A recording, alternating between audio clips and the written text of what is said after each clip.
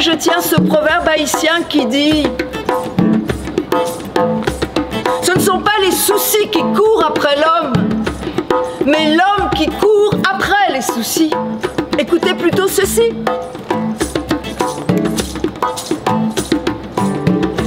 À l'époque en Haïti, il y avait encore des arbres, où les mornes n'étaient pas totalement déserts. Dans une forêt vivait une femme, et c'est Mimi qui m'a proposé le nom. Elle m'a dit en créole: chemin, chemin. Les filles qui naissent au bord des chemins ou des ravines, on les appelle chimènes. Alors cette femme s'appelait Chimène, au cœur de la forêt. Elle était pauvre. Elle vivait dans une petite cabane faite de bois avec un toit en tôle ondulée. Elle vivait seule, vraiment seule.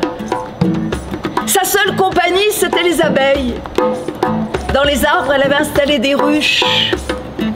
Et voilà qu'une année, le miel a été tellement abondant que Chimène a pensé: ma vie va changer.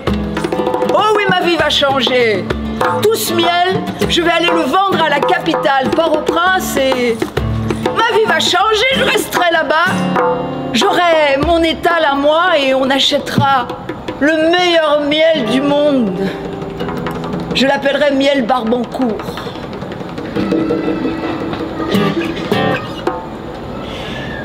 Elle a presque fait ça, mais pas tout à fait pour que l'histoire continue.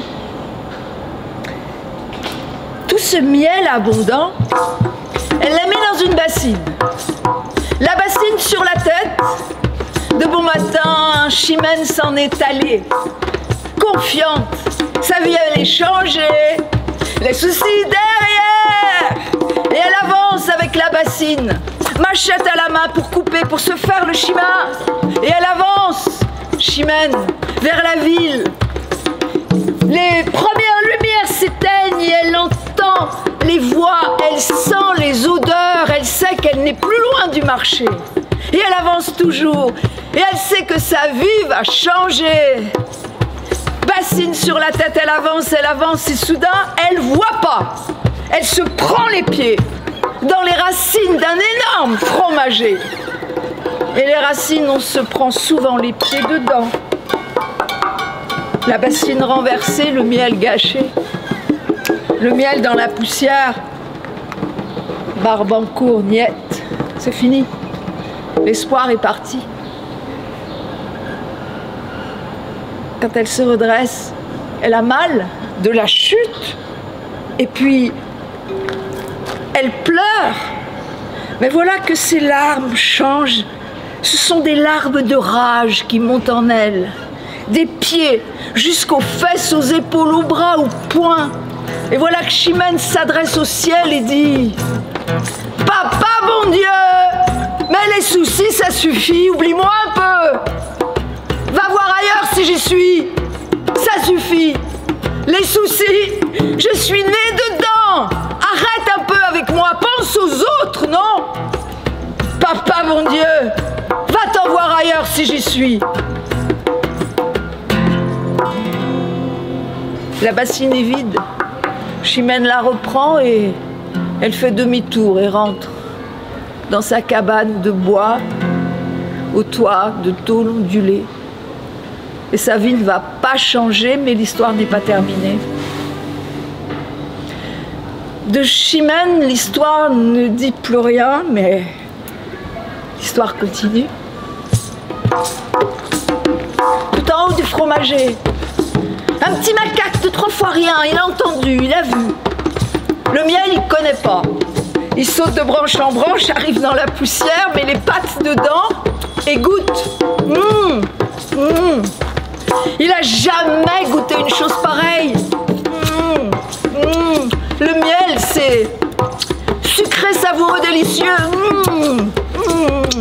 Le petit macaque se dit: j'adore, j'en veux encore. Il se régale, il n'y en a plus. Mais il a entendu Chimène et il sait où aller trouver le miel. Direction Port-au-Prince, capitale, quartier riche, Pétionville, villa de papa bon Dieu, bien gardé, tonton à tous les coins, grille en or massif. il arrive le macaque. Il passe par-dessus les grilles. Il se retrouve dans le jardin de Papa Bon Dieu. Paradis. Goyavier, bananier, oranger, manguier. Un gazon anglais. Il regarde. C'est beau, c'est beau. C'est beau. Chez Papa Bon Dieu. Un peu plus loin, une piscine. Couleur Caraïbe. Turquoise. Au milieu de la piscine, flottant, Papa Bon Dieu qui savoure un Double Divine Mary Rum glacé. Double Divine Devil. Il est là, il savoure, il savoure. Et le macaque vient se poser sur son épaule. Et tout tremblant, le petit singe lui dit: oh, Papa Bon Dieu, désolé de te déranger, Papa Bon Dieu, juste te demander... Tu sais, le souci, j'adore. Est-ce que tu pourrais m'en donner le plus possible? S'il te plaît, Papa Bon Dieu. Surpris, Papa Bon Dieu demande des explications que vous connaissez, mais lui pas encore. Et qu'il entend dire que les soucis, c'est savoureux, délicieux, délectable. Il sourit, il réfléchit. Et il dit au petit singe: c'est bien que tu te sois déplacé, petit macaque. Je suis le patron du souci sur la terre, en principe j'oublie personne. Moins qu'hier, plus que demain, je m'occupe de tout le monde, mais c'est vrai que les macaques, ma foi, mais regarde, derrière la piscine, les entrepôts là-bas, c'est là qu'est le souci. Il y en a pour tout le monde. Je vais faire chercher le tien, oublié, excuse-moi. Mais et tu en auras beaucoup, ne t'inquiète pas, je t'ai oublié, je m'en excuse. 2 gardes ont surgi. Les gardiens du souci sont allés carrément dans les entrepôts. 4e allée, à gauche, tout en haut, oublié. Ils ont rapporté un sac. Et devant le petit macaque, Papa Bon Dieu a lu « sac à soucis de macaque ». Pas d'erreur. Le sac était plus gros que le singe. Il dit: c'était tout pour moi? Papa Bon Dieu a dit: oui petit, c'est tout pour toi, mais attends, il y a un mode d'emploi. Ces soucis sont strictement personnels. Il n'y a que toi qui dois en profiter. Donc quand tu ouvriras le sac, vérifie qu'il n'y a personne autour. Promis? Oh, ouais, le macaque a promis, il était si content. Un énorme sac à soucis. Il a remercié.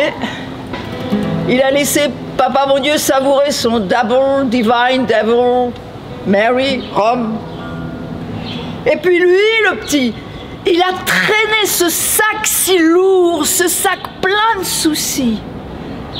Et puis, arrivé aux grilles, de toutes ses forces, avec l'espoir, hop, il a lancé le sac.